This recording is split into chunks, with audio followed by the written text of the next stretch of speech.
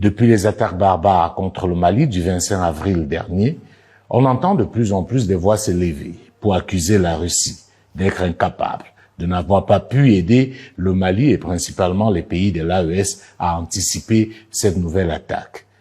On a même entendu dire que la Russie a décidé d'abandonner les pays de l'AES, que la Russie a négocié avec des terroristes, notamment à Kidal, pour s'en sortir en abandonnant sur place les forces armées maliennes. On entend de plus en plus cette rengaine. Elle n'est pas nouvelle et elle ne date pas d'aujourd'hui. La Russie serait donc, aux yeux de certains, un partenaire pas du tout fiable, sous-entendant que peut-être c'était mieux avant. Première chose à relever, la Russie n'est pas nouvelle en Afrique. Certains ont tendance à faire croire que la Russie vient d'arriver en Afrique à la faveur des nouveaux partenariats militaires que ce pays a conclus avec certains pays africains ces dernières années. Mais la Russie a toujours coopéré avec l'Afrique, notamment dans le domaine militaire. Bien avant le départ des forces françaises et occidentales du Mali, il faut noter que 95% de l'armement malien était d'origine russe. Vous comprenez bien qu'il y avait plutôt une anomalie, qu'il n'y ait pas une réelle coopération militaire entre le Mali et la Russie. Depuis les indépendances jusqu'à nos jours, je dirais 80%, 95% du matériel militaire est d'origine russe. Les dernières acquisitions que nous avons faites, que ce soit en termes de moyens aériens ou d'autres moyens de renseignement qui sont par là, c'est le matériel russe. On a besoin d'accompagnement. Le Mali ne l'a pas caché.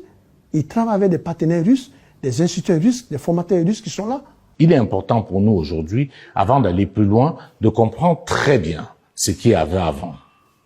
Aujourd'hui, on tente à faire croire que la Russie n'a pas fait mieux ou ne peut pas faire mieux que ceux qui étaient là avant. Alors j'ai envie de dire, il y avait quoi avant? Avant, au Mali, pour lutter contre le terrorisme, il y a eu Serval, Barkhane, Takuba, G5 Sahel, la MINUSMA et j'en passe. Quel a été le résultat? Plus de 10 ans de présence effective de toutes les armées du monde pour juguler le terrorisme au Mali et dans le Sahel en général, pour obtenir un résultat plus catastrophique que celui qui était là avant leur arrivée. En d'autres termes, avant l'arrivée de ces puissances étrangères, le terrorisme était cantonné à peine 20% du territoire malien. À leur départ, le terrorisme couvrait 80% du territoire malien. Au lieu de régler le problème, cette présence l'a accentué. Ce n'est pas moi qui le dis, les faits sont là pour le démontrer. Nous, Mali, après plus de 10 ans qu'on a passé, avec pratiquement, le pays a été presque un laboratoire, tout a été essayé au Mali. Nous avions toutes les organisations internationales, nous avons tous les partenaires, nous avons tous les pays, nous avons presque toutes les armées du monde qui étaient représentées au Mali. Pendant 10 ans, ça n'a pas donné les résultats escomptés. Et pendant ces 10 ans, presque, on peut dire que notre souveraineté a été bafouée. Parce que d'autres sont venus, ont essayé d'imposer des politiques de domination, d'assujettissement pour pouvoir imposer leur agenda. Avant ce changement de paradigme des pays du Sahel, voilà comment s'entraînaient des militaires maliens, par exemple. Depuis un an, c'est ici que 200 instructeurs de 18 pays de l'Union européenne forment l'armée malienne. Comme je vous expliquais, si l'ennemi est là-haut, je vais me cacher derrière. 10 semaines de cours théoriques. Je ne vais pas me mettre devant, parce que sinon l'ennemi va pouvoir me tirer dessus. Et d'exercices pratiques. Aujourd'hui, camouflage. Oh, allez-y, allez-y. 2, 3. Il y avait des techniques que je n'ai pas compris autrefois, mais maintenant, j'ai bel et bien compris ça. Donc comme je te disais, là tu es bien caché. Ils sont très motivés, ils sont souriants, ils nous écoutent, ils sont motivés. Très amusant, n'est-ce pas? Voilà toute cette condescendance qui a caractérisé cette relation entre les pays du Sahel et le monde occidental pendant plus d'une décennie. Des militaires africains pourtant valeureux, traités comme des moins que rien, à qui il faut tout apprendre. Avant également, dans les pays du Sahel, il faut noter que l'armée malienne était sous les ordres des armées occidentales, notamment de l'armée française. Les militaires maliens, pour circuler dans le territoire malien, avaient parfois besoin de l'autorisation de la France pour le faire. Ce qui est tout simplement ahurissant. Est-ce que vous savez qu'Assimi Goïta, pour la petite histoire, fait partie des officiers qui ont été bloqués à la porte de Kidal? Ah, les unités spéciales, ils ont pris un éfice, ils s'apprêtaient à donner l'assaut sur Kidal. Les Français ont bloqué. C'est les soldats maliens qui ont libéré Konna, qui ont libéré Gao, qui ont libéré Tombouctou.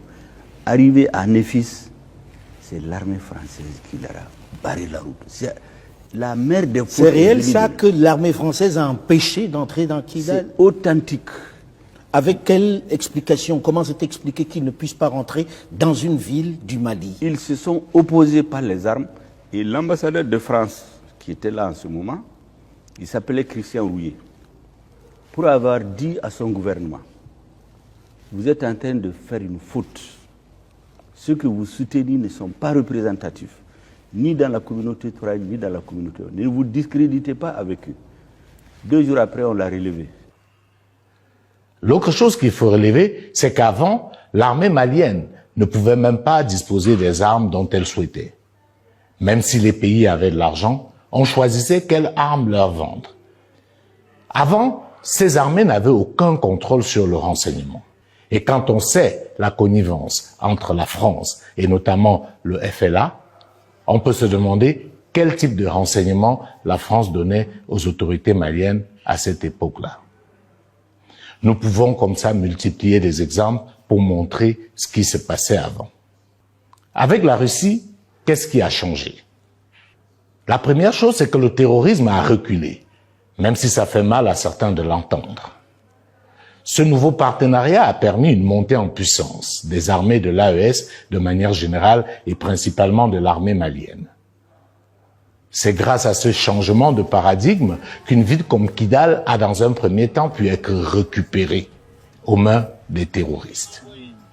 Avec ce changement, on a remarqué effectivement que les différents groupes terroristes avaient été sérieusement atteints. Ils étaient avant le 25 avril réduits à des petites actions sporadiques, à essayer de faire des blocages. Mais il a fallu, comme on a pu le constater, qu'il y ait une alliance contre nature entre les groupes terroristes et le FNLA, qui était un groupe rebelle devenu terroriste par la force des choses, et naturellement l'appui de certains pays voisins du Mali, puis leurs sponsors occidentaux pour pouvoir à nouveau attaquer le Mali. Si on a dû faire ce genre d'alliance contre nature en principe pour s'attaquer au Mali, ça veut tout simplement dire qu'il y avait une réelle amélioration. L'autre chose qui a changé, c'est que contrairement à avant, l'armée malienne s'est sérieusement équipée, tout comme les autres pays de l'AES. L'autre chose qui a changé, c'est qu'avec l'arrivée des Russes, on n'a plus droit à des scènes ubuesques, comme celles des militaires s'entraînant avec des bâtons. Les instructeurs russes travaillent en bonne intelligence avec leurs homologues des armées de l'AES.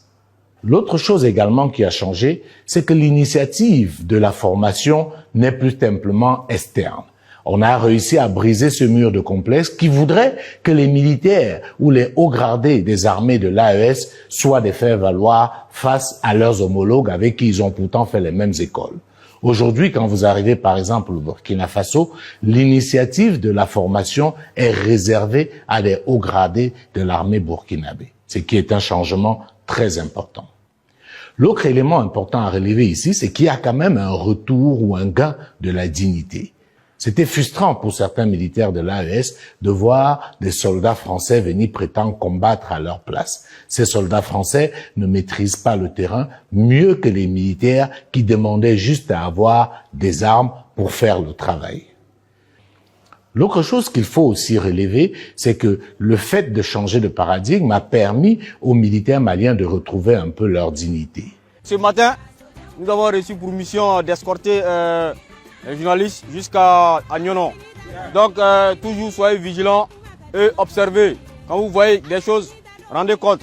C'est bon? Et soyez vigilants. Donc, les gars, on embarque. Go!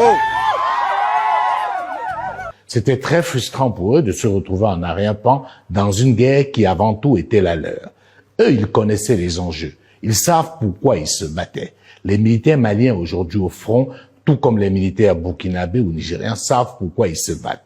Dites-moi, pourquoi un militaire français aurait la même détermination? Déjà, il est bloqué. Il connaît pas le terrain, il connaît pas les réalités. Donc, aujourd'hui, le fait que ce soit les armées de ces pays qui soient les premières au fond, c'est un changement significatif et c'est un gain énorme, même en termes d'estime de soi. L'autre chose qu'il faut relever, c'est que ce changement a permis de montrer que c'est possible que ces pays travaillent ensemble. Avant, c'était impossible. Le Mali se débrouillait seul, le Burkina se débrouillait seul, le Niger se débrouillait seul. Alors ces pays, comme vous le savez, partagent une très grande frontière ensemble. Comment pouvait-on penser qu'il est possible de venir à bout du terrorisme au Sahel en cloisonnant les armées maliennes, nigériennes et naturellement burkinabées? C'était une véritable aberration.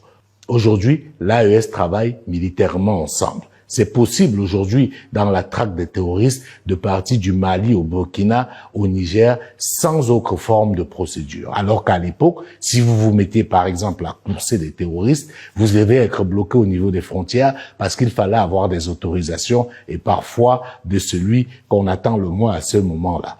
Donc voilà des changements significatifs qui ne peuvent pas être ignorés. Et même si on peut comprendre le choc symbolique et le choc émotionnel qu'a causé les derniers attentats du 25 avril au Mali, il ne faut pas tout remettre en cause. Il y a certainement eu des défaillances, il y a certainement eu des manquements, mais ce n'est pas pour cela que le chemin n'était pas le bon. Il est peut-être temps de prendre du recul et de voir ce qui n'a véritablement pas marché, qu'est-ce qui a manqué. Comme on le sait, la sécurité zéro n'existe pas. Tout réside dans l'anticipation. C'est donc aux responsables maliens, burkinabés, nigérians et leurs partenaires de travailler afin qu'on ne revive plus ce genre d'horreur. L'autre grande curiosité dans cette relation entre la Russie et l'Afrique et notamment les pays de l'AES, c'est que c'est l'ancien partenaire des États de l'AES qui semble être le plus en colère face au développement de la relation entre la Russie et justement les pays de l'AES. La Russie a lancé une offensive contre l'Ukraine. C'est une guerre territoriale qu'on pensait disparue du sol européen. C'est une guerre du début du XXe, voire du XIXe siècle. Je parle dans un continent qui a subi les impérialismes coloniaux. La Russie est l'une des dernières puissances impériales coloniales. Elle décide d'envahir un pays voisin pour y défendre ses intérêts. C'est ça la réalité. Quand vous les voyez poindre leur tête chez vous, n'y voyez pas autre chose, même s'ils vous tiennent le discours inverse. Et puis, voyant les déséquilibres qu'ils créent, malgré toutes les tournées diplomatiques et la désinformation qu'ils font, je constate que la Russie, à travers le monde, est l'un des pays qui, avec le plus de force, utilise des instruments de propagande, usant d'ailleurs de nos règles démocratiques, en faisant croire que ce sont des confrères à vous, développant des chaînes de télévision. Mais Russia Today, Sputnik ne sont pas des chaînes de télévision avec des journalistes libres qui parlent d'une information libre et ouverte. Ce sont des gens qui divulguent une propagande au service d'un régime qui les paye. En réalité, il faut qu'on se le dise. On ne peut pas faire la même chose chaque fois et espérer un résultat différent. Que nous a apporté, nous autres Africains, plus de 60 ans de coopération quasi exclusive avec le monde occidental? Une grande partie de l'argent qui est dans notre porte-monnaie vient précisément de l'exploitation depuis des siècles de l'Afrique. Pas uniquement, mais beaucoup viennent de l'exploitation de l'Afrique. Alors, il faut avoir un petit peu de bon sens, je ne dis pas de générosité, de bon sens, de justice, pour rendre aux Africains, je dirais, ce qu'on leur a pris. Aujourd'hui, il est peut-être temps de voir autre chose. Et c'est ça que le retour en force de la Russie en Afrique permet. Si on fait un retour en arrière et qu'on voit ce qu'a coûté de manière véritable cette coopération à nos pays et le résultat que cela a produit, on est tout simplement abasourdi. L'opération Barkhane qui était là, c'était 2 millions d'euros par jour. 1,3 milliard de francs CFA par jour. 9 ans. 9 ans. La France n'a pas donné un seul hélicoptère au Mali dans cette période. Aujourd'hui, vous voyez le nombre d'aéronefs que nous avons pu accueillir en moins de 2 ans. sur nos ressources propres au moment où le pays est sous sanctions, sous embargo et presque seul, sans partenaire. Nous ne sommes plus dans une logique de simple sous-traitance de notre sécurité comme cela a été vendu avant. Aujourd'hui, on est en train de penser de manière plus sérieuse à nous approprier nous-mêmes les instruments qui vont nous permettre d'assurer notre sécurité. Et ça, en soi, c'est un grand changement. On parle beaucoup de la Russie, mais il faut noter que ces pays ne collaborent pas seulement avec la Russie. Ces pays collaborent aussi avec la Chine, avec l'Iran, même si c'est la Russie qui est la plus visible. La Turquie également n'est pas très loin. Aujourd'hui, les pays de l'AES se retrouvent dans une situation où, contrairement au passé, ils ont la possibilité aujourd'hui d'oser autre chose. Il faut relever que tout ce tapage visant à décrédibiliser la coopération avec la Russie vient après qu'on ait fait le même travail vis-à-vis de la Chine. Vous vous rappelez que pendant très longtemps, quand la Chine a fait une percée fulgurante en Afrique, notamment dans le domaine commercial, tout a été fait pour dénigrer la relation entre la Chine et les pays africains. Avant cette percée de la Chine, demandez-vous combien coûtaient les infrastructures routières sur nos continents quand c'était fait exclusivement par les grandes entreprises occidentales. Aujourd'hui, l'arrivée de la Chine permet aux pays africains d'avoir du choix. C'est maintenant à chaque pays de savoir comment négocier. En réalité, ce que chaque État doit faire, c'est se battre pour avoir le choix. Parce que la souveraineté en soi n'existe pas. Il n'y a pas de souveraineté à 100%. Le monde est interconnecté et interdépendant. Nous aurons toujours, aussi petits, aussi grands que nous sommes, besoin les uns des autres. Le problème ici, c'est la nature de la relation. Si nous voulons être traités avec respect, alors nous devons travailler pour l'être. Parce que le respect ne se commande pas, il s'impose.